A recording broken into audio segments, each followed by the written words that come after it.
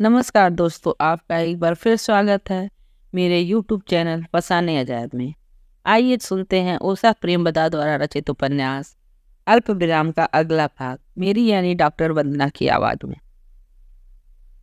पति रात को देर तक अपनी मेज से सटे बैठे लिखते रहते हैं। क्या कोई नया आलेख, क्या कोई नई पुस्तक, अपने में लीन। क्या लिखते रहते हैं? तुम्हारे लिए प्रेम पत्र, उन्होंने कहा। मैं हंसने लगी। प्रेम पत्र? मुझे कभी किसी ने प्रेम पत्र नहीं लिखे। तो अब मिलेंगे? लाइए दीजिए पढ़ूं। अभी नहीं, बाद में। मैं मान गई। मम्मी ने जब कहा कि वह विचित्रा मौसी के पास ठहरना चाहेंगी तो मैं तुरंत मान गई। उनकी पहली विजिट में बाद में स्वयं भी पति ने मम्मी को बताया, मम्मी ये पुराना सा घर देखकर आपको झटका लगा, पर मुझे ये जगह पसंद है। बहुत शांत हुआ करती थी। आगे पीछे बड़े बड़े घने पेड़, सड़क पर इक्का दुक्का सवारी। अब तो बहुत व्यस्त हो गई है, मगर आप फिक्र न करें, हम कुछ दिनों में ही बाहर घूमने का प्लान बना रहे हैं। हमारे पीछे यहाँ मॉल बनेगा, ऊपर कुछ फ्लैट, उसी में 4 बड़े बड़े पूरे लंबे चौड़े फ्लैट हमारे होंगे। आप ही आकर रहिएगा। उसमें तो समय लगेगा, तब तक हम अमेरिका में ही रहेंगे। एक फ्लैट है ना वहीं। अमेरिका जाने का प्लान है? चलो अच्छा है, मम्मी प्रसन्न मुद्रा में बोली। यहाँ से तो पिंड छूटेगा। हम दोनों अकारण उनके इस घर के प्रति रोष को देखकर हंसने लगे। आप फिक्र न करें, कुछ ही दिन की बात है, फिर देखिएगा इस मनहूस घर के कितने करोड़ रुपए मिलेंगे और आपकी बेटी को कैसी शान शौकत से रखूंगा। मम्मी संतुष्ट लगी। यह गढ़ी ढहा देंगे तो मैं कहने वाली थी कि यहाँ रहने वाली आत्माएं कहाँ जाएंगी? क्या चमचमाते हुए नए मॉल में भटकते रहना उन्हें भाएगा? पर मम्मी यह प्रयास नहीं समझेंगी। यह सोचकर चुप रह गई। मम्मी कुछ देर बाद बोली, इसे डिमोलिश होने और नया मॉल, नए फ्लैट बनाने में तो कई बरस लग जाएंगे। फिर मेरी ओर देखकर कहा, तब तक अमेरिका में ही रहना, यहाँ क्या रखा है? मम्मी महीने 2 महीने में घर लौटने के लिए व्याकुल हो जाएंगे। वहाँ 2-2.5 साल रहने का सवाल ही नहीं उठता। पति मुस्कुराया। अगर ऐसा हुआ तो हम गेस्ट हाउस में रहने चले जाएंगे। एकदम अलग, इंडिपेंडेंट यूनिट है, एकदम मॉडर्न। मम्मी आश्वस्त लगी। मैं जान रही थी कि पति मम्मी का मन रखने को कह रहे हैं। न ये बुताई गड़ी बिकेगी न टूटेगी। मॉल बनना केवल मम्मी को खुश करने के लिए मनगढ़ंत बात है। ज़्यादा से ज़्यादा 2-2.5 महीने रहकर वापस लौट आएंगे। पर मैं चुप रही। मम्मी का भ्रम क्यों तोड़ूं? पर पति कहने लगे कि संभव है हम अमेरिका में ही बच जाएं, लौटे ही नहीं। तब मम्मी मुस्कुराने लगी। ऐसी संभावना है क्या? हाँ, क्यों नहीं। आपकी रानी बेटी वहाँ कितनी प्रसन्न रहती थी। अपनी गाड़ी, सुव्यवस्थित जीवन, हमेशा गर्म ठंडा पानी, हर वक्त की बिजली। फिर पहचान वाले भी तो हैं वहाँ। कौन? मम्मी पूछ बैठी। अरे वही लकी प्रसाद शाह, वो यहाँ इन्हें ढूंढते हुए भी आए थे। मम्मी का चेहरा देखने लायक था। हम दोनों हंसने लगे। पहले पापा फिर भाई। मैं तो संतुष्ट थी, सब कुछ तो था। फिर ब्याह होगा यह आशा मुझसे पनपी ही नहीं थी। मम्मी पापा को रही होगी, पर भाई के अकेले रह जाने पर वो दोनों चुप चुप हो गए थे। पापा के बाद मेरे लिए दूल्हा खोजता कौन? और न परिवेश ऐसा था, न मेरी मनोवृत्ति जो कहीं आऊं जाऊं, किसी से मिलूं जो मुझ पर आशिक हो जाए। पर ऐसा हुआ, अनायास, अकस्मात आशिक मिल गए और उनके संपर्क में आकर मुझे भी वह अच्छे लगने लगे। पहले जीवन एक सपाट, एक रस गति से चला जा रहा था, पर अमेरिका ने मुझे और मम्मी दोनों को बदल दिया। हमेशा दब्बू रहने वाली मुझ में कितना साहस, कितना आत्मविश्वास आ गया था। अच्छा लगता था। और यहाँ भी यदि नौकरानी और उससे जुड़े सिरदर्द ना हो तो जीवन सुखमय था। यद्यपि मुझे अभी नीचे के सुनसान अंधेरे खंड से डर लगता था, पर वह सन्नाटा था। जो भी वहाँ के वासी थे डेरा डंडा उठाकर चले गए थे, और अगर कुछ बचे भी होंगे तो हम हमारे सुख में सुखी होंगे। मुझे ये विश्वास हो चला था। पति अपनी किताब पढ़ते रहेंगे और मैं खोई हुई चीज़ें ढूंढती रहूंगी। जमुना बिना नहाए, बिना हाथ या दाल सब्जी धोए रसोई में घुसी रहेगी। मेरा किसी पर या जिंदगी की किसी लहर पर कोई बस नहीं। बस मैं, पति है, गृहस्थी है। विचित्रा मौसी जब तब आ जाती हैं, मुझे खींचकर कभी बाजार, कभी अपने लेडीज क्लब के उत्सव में ले जाती हैं। मगर सुकून मुझे यहीं मिलता है, इन बुर्जियों, मेहराबों, मोटी मोटी काली हुआई दीवारों के बीच। कभी कभार सीढ़ियाँ चढ़कर ऊपर चली जाती हूँ। बुर्जियों पर कबूतर घूमते रहते हैं, पर जब से बंदरों को देखा तब से ऊपर जाना बंद कर दिया। वहाँ है भी क्या? साय साय करती हवा, जहाँ बैठकर नृत्य, संगीत, बंदूकों की धाए धाए सब मन में वो उजागर होने लगते हैं। कितनी पीढ़ियाँ रही होंगी यहाँ। छोड़ो, मैं अपने से कहती हूँ, पति ठहरे पुरातत्वविद, प्राचीन इतिहास के अध्येता, पर शायद मैं भी उन्हीं के रंग में रंगती जा रही। प्रस्तावना और इल्की सुनेंगी तो मुझ पर कितना हंसेंगी। छोटे छोटे सपने, छोटी छोटी खुशियाँ। अमेरिका से हम रूस भी जा सकते हैं। मैं अचानक उत्साह से भर उठी। आपको भी अच्छा लगेगा। नहीं, रह चुका हूँ, अब कहीं और चलेंगे जहाँ आपको भी अच्छा लगेगा। रूस तो शॉपिंग के मामले में जीरो। अच्छा एक बात बताइए, वह मेरी ओर मुड़कर देखते हैं। लंदन, पेरिस, ज्यूरिक में तो शॉपिंग ही शॉपिंग, मगर यहाँ हिंदुस्तान आकर कोई भी शॉपिंग नहीं। ऐसा क्यों? मैं थोड़ा सपजा गई। हनीमून पर जाकर इतनी शॉपिंग करना शायद सही नहीं था। पहली बार गई थी, कितने बड़े बड़े नामी स्टोर खरीदने का चाव लगता था। यहाँ क्या है? मगर आप रूस में क्या कर रहे थे? पढ़ रहे थे? रूसी वहीं सीखी है?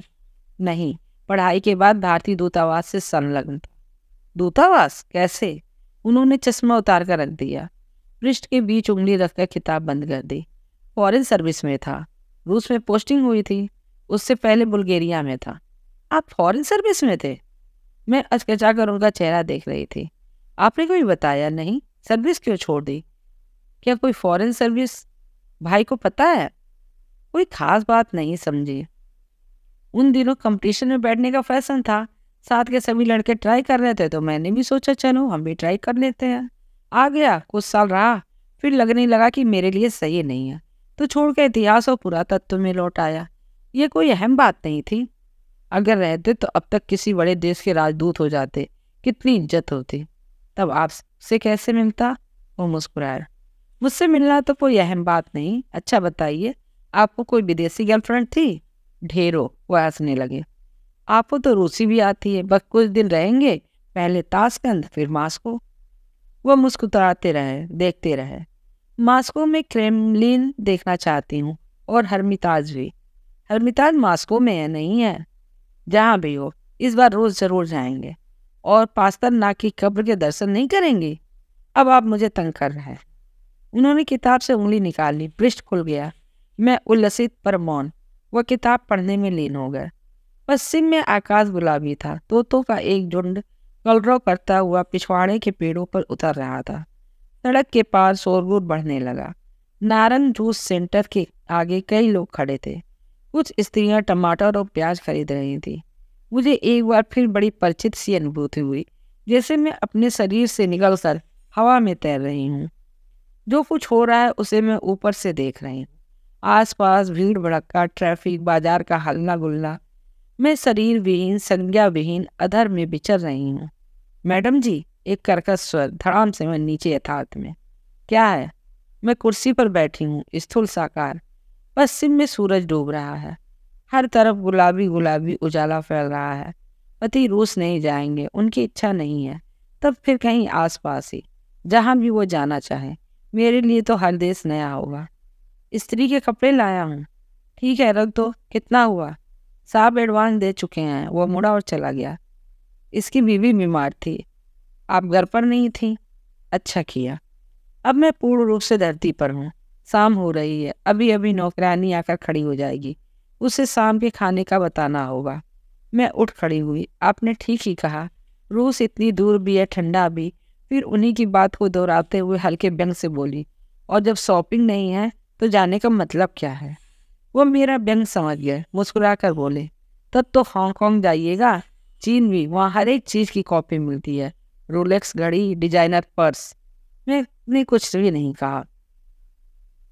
अब शरीर क्या कोई ऐसे ही छोड़ देता है? मैं विचित्रा मौसी से कहती हूँ, जब छोड़नी ही थी तो बैठे ही क्यों थे? विचित्रा मौसी को ये बात भी पता थी। बोली, क्यों नहीं, एक लीक पकड़कर क्यों चला जाए, और छोड़ने का क्या है, ये ऐसे ही है। तभी न अपने हिस्से की सारी जायदाद छोड़ दी। और तुम भी तो, वह शेर तो तुम सवा शेर। कब से कह रही हूँ कि कम से कम हीरो का एक भारी सेट बनवा लो, मगर तुम सुनो तब ना। मगर ना जाने क्यों मैं गत रात्रि की बात सोचने लगी। हम दोनों ने एक दूसरे को प्यार किया था, देर तक, धीमे धीमे, ठहर ठहर कर, उद्वेगहीन। सुबह के उजाले में भी वो मिटा नहीं। दिन प्रारंभ हुआ, तोतों के झुंड आकाश में उड़ गए। जमुना ने आकर चाय बनाई है। वो 2 दिन से वही सलवार कुर्ता पहने हैं। शायद नहाई नहीं होगी, पता नहीं हाथ भी धोए हैं या ऐसे ही आटा गूंथने लगी। नाश्ता वो अपने मन का बनाती है, यानी जो उसका खाने का मन होता है हमें दे देती है और खुद खाती है। डिब्बे में भर के घर भी ले जाती है। वो उसके लड़के का टिफिन होता है। आज उसने आलू के पराठे बनाए हैं, साथ में दही और अचार। न पति ने खाए न मैंने, बस कॉफ़ी पी ली। पति अपनी लाइब्रेरी में चले गए और मैं पूरी तैयार भी नहीं हुई थी कि विचित्रा मौसी आ गई। वो बड़े फाटक ड्योढ़ी फौरी सीढ़ियों से होकर नहीं आती, नीचे से सीधे लिफ्ट लेती हैं, जो पति की लाइब्रेरी के आगे ही रुकती है। मैं दीवार के कंगूरे पर बैठे बंदर को देखकर अपने कमरे में ही बंद थी। विचित्रा मौसी की आवाज़ सुनकर हड़बड़ा कर निकली, क्योंकि रात का बिस्तर अभी बना नहीं था। किसी नौकर से बिस्तर लगवाने में मुझे शर्म आती थी, इसलिए उस पर खींचकर बेड कवर डाला और बाहर आकर कहा, मौसी अच्छे को आ गई, आई लंच पर चलें। विचित्रा मौसी की नज़र चारों ओर घूमी। मेरी ऐशो आराम की जिंदगी से वह प्रसन्न थी। सारे दिन क्या करती रहती हो? उन्हें मालूम था कि मैं कुछ नहीं करती, फिर भी औपचारिक प्रश्न तो पूछना ही था। कुछ न कुछ, मैंने कहा, बस दिन निकल जाता है। तुम भी कुछ पढ़ा लिखा करो, यानी उपन्यास, कहानी, कविता, जीवनी। मुझे रुचि ही नहीं है। हाँ, कभी कभार किसी पत्रिका के पेज उलट लेती हूँ, पति की तरह नहीं, बस पुस्तकों में लीन, एक दूसरी दुनिया में खोए हुए। धूल भरी की हजारों किताबों के बीच मग्न रहते हैं। नहीं, धूल भरी नहीं, बाकायदा झाड़ने पोंछने के लिए एक आदमी है। पसंद की किताबें शीशे के पन्नों के पीछे बंद रहती हैं। आए दिन कोई आता रहता है। हस्तलिखित पुस्तकों को वह स्वयं निकाल कर देते हैं और स्वयं वापस रखते हैं। ऐसा पति, इतना विद्वान, इतना प्रख्यात, और मैं खोए हुए मोजे को लेकर कई कई दिन तक परेशान रहती हूँ। वह खोया हुआ मोजा केवल मोजा ही नहीं, मेरी सारी खोई हुई चीजें हैं। अनायासी लकी सा का चेहरा मेरी आंखों के आगे उभर आया। हमारे जाने का दिन नियत हो चुका है। यह सुनकर मम्मी भोपाल से आ गई।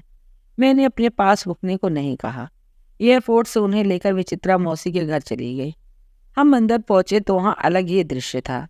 दूसरी मंजिल पर जहाँ विचित्रा मौसी की अपनी जनानी बैठक थी, कई स्त्रियां नीचे बैठी हुई थीं।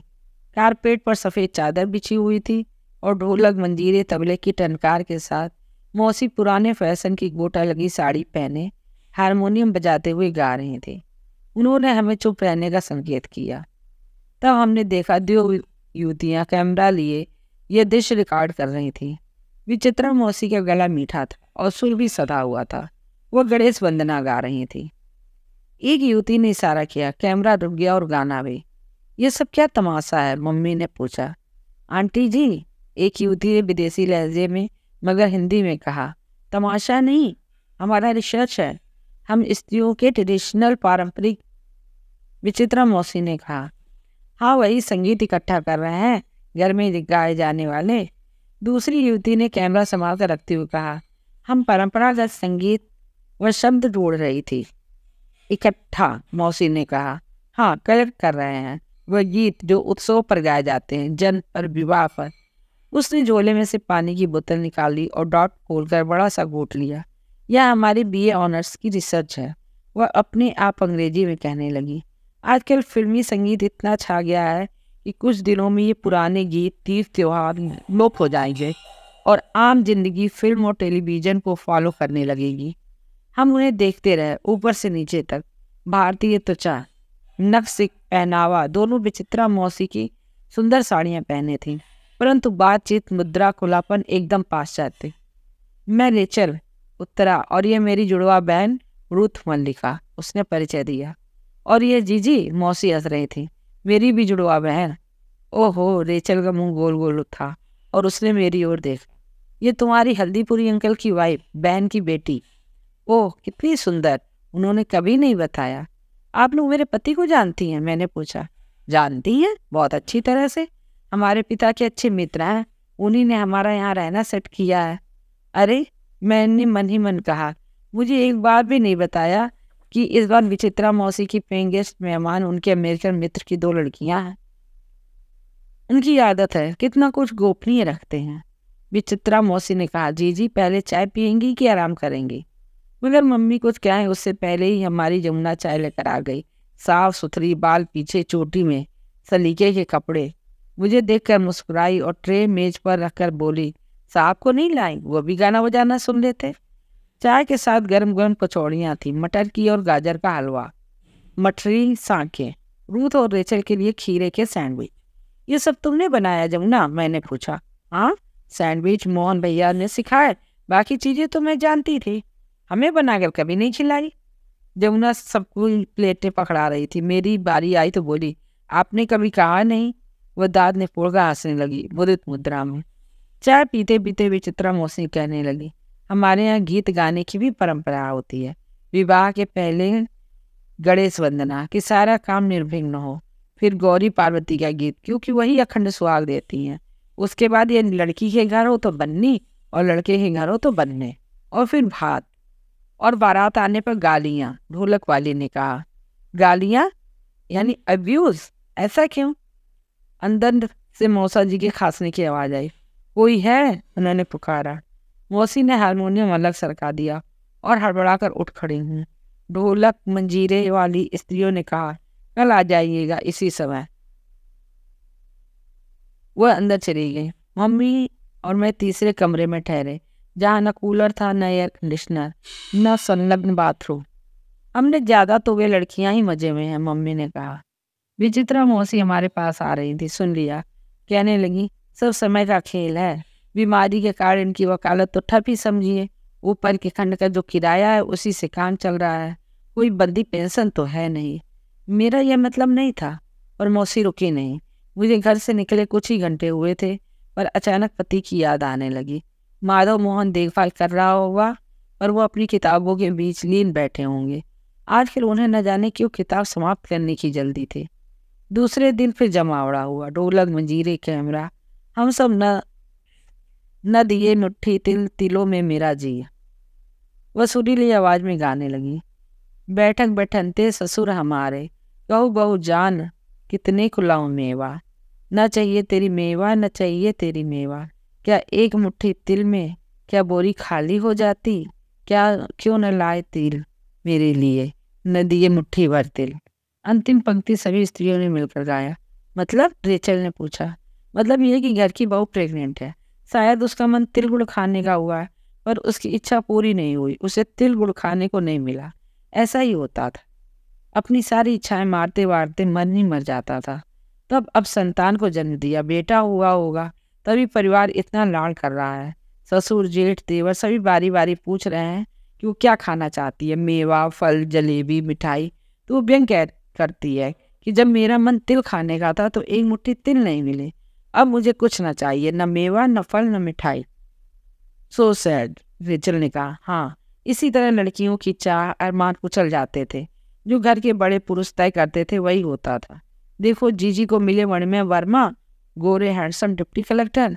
उन्होंने बात बीच में छोड़ दी। अरे, मम्मी ने कहा, हमसे ही कहाँ पूछा गया था? पिताजी को अफसर दामाद चाहिए था, गए पसंद कराए और ब्याह दिया। मेरे मन में आया जैसा आपने मेरे साथ किया।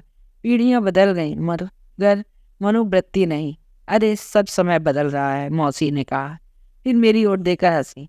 अपने आप पसंद कर लिया, ब्याह तय कर लिया, बस आकर बता दिया मौसी ऐसा ऐसा है। विचित्रा मौसी को इतना खुश मैंने पहले कभी नहीं देखा था। जाहिर था उन्हें अपनी भूमिका बहुत भा रही थी। रेचल और रूथ आसपास घूमती रहती थी। प्रश्नों की अनवरत झड़ी, और विचित्रा मौसी बहुत धैर्य से उनका हिंदी सुधारती, उनके प्रश्नों का उत्तर देती। इन सब गानों का कोई अभिप्राय तो रहा होगा। मितवासी रूथ अचानक पूछ बैठी। देखो, मैं समझाती हूँ। सदियों से हम स्त्रियों का जीवन बहुत संकुचित दायरे में बंद था। पुरानी सोच, स्त्रियों पर पुरुष का विश्वास, लड़की बड़ी हो रही है, कुछ ऊंच नीच न कर बैठे, छोटी उम्र में ब्याह करके छुट्टी करो। स्त्रियों को कोई निर्णय लेने की स्वतंत्रता नहीं थी। सम्मिलित परिवार होते थे, बाबा ताऊ चाचा पिता, इन संबंधियों के निर्णय पर पूरा जीवन आधारित रहता था। वही विवाह तय करते, वर वधू का स्वभाव रुचि मेल खाती या नहीं, इस सोच की कहीं जगह नहीं थी। लड़की को बचपन से ही एक पटकथा सुनाई जाती थी, पति परमेश्वर है। अंध बधिर कोड़ी अति दीना, ऐसो पति का कर अपमान, नारी पावे दुख जमपुर नाना। सही शब्द याद नहीं, मगर भाव यही है कि जिसको परिवार सौंप दे उसी के साथ चली जाओ। ससुराल में सबकी सेवा करो, आज्ञाकारी पत्नी और बहू बनकर रहो।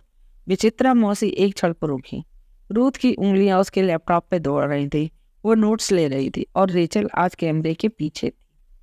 घुट कर रह जाती थी औरतें। विचित्रा मौसी कहने लगी, विवाह गर्भ यही अवसर होते थे जिनमें गीतों के द्वारा वो अपने को एक्सप्रेस कर सकती थी।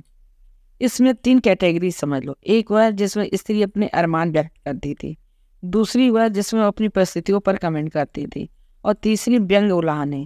कहीं तो मवाद निकालना ही था। यह एक साइकोलॉजिकल अभिव्यक्ति होती थी। इसी तरह स्त्रियां जीवन में संतुलन रख पाती थी। मम्मी कहने लगी, अरे एक गीत हमें भी याद आ गया। राम सीता का संदर्भ है। इन लोक गीतों में अक्सर पौराणिक नाम दे दिए जाते थे। कौशल्या सी सास, दशरथ से ससुर, राम जैसा पति, लक्ष्मण जैसा देवर। एक आइडियल फैमिली की कल्पना, पर पीछे एक लड़की का चाव। उसका ब्याह हो गया मगर उसे पता ही नहीं चलता कि सामने बैठे पुरुष में पति कौन है, क्योंकि पहले कभी देखा ही नहीं था। चलो गाओ विचित्रा। कौन रंग मुंगवा कौन रंग मोतिया, कौन रंग ननदी तोरे बेरना। मूंगा कौन से रंग का है, मोती कौन सा, और ननद यानी सिस्टर इनला तुम्हारे भाई कौन से रंग के हैं। तो उत्तर मिला, लाल रंग मुआ, सफेद रंग मोतिया, सावरे रंग भौजी मोरे बेटना। आगे रूथ ने पूछा, आगे का याद नहीं। विचित्रा मौसी ने सिर हिलाया, मुझे भी नहीं। रूथ और रेचल ने लंबी सांस ली। हम तो सोच ही नहीं सकते। तुम्हें जरूरत भी नहीं, मौसी बोली। अच्छा, तुम वहाँ शादी करोगी या यहाँ वाले से? क्या मालूम आंटी जी, वह बात बचा गई। अभी तो पढ़ रहे हैं। मगर बॉयफ्रेंड तो होंगे ही ना, कॉलेज में पढ़ती हो।